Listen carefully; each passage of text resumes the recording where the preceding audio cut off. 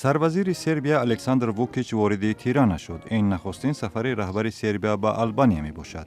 از ووکیچ همتای آلبانیاش ایدی راما استقبال گرفت. راما ماه نوامبر نخستین رهبر آلبانیا در 68 سال اخیر بود که از سربیا بازدید کرد.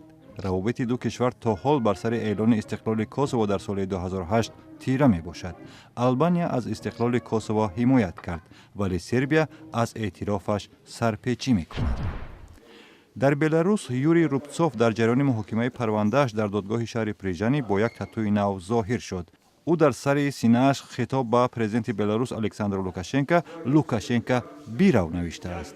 حرکت روبتسوف از سال گذشته به دلیل پوشیدن فوتبالکای با چنین شعار با قرار دادگاه محدود شده بود. او را حالا با اتهام به اعلام کردن حکم قبلیش دیگر باره به دادگاه کشانده‌اند. روبتسوف با نشان اعتراض به اتهامات ضدش اعلان شده قریب 50 روز گرسنه‌نشینی کرده بود. در سرایوو پایتخت بوسنیا یک تصویری مساحتش 700 متر مربع کشیدند که بزرگترین کمیکس دنیاست. این تصویر در جستجوی مزار اسکندر مقدونی نام داشته محصول مشترک رسامان از فرانسه و بوسنیا می باشد. هدف آن تشویق مکالمه بین فرهنگ‌ها گفته می شود.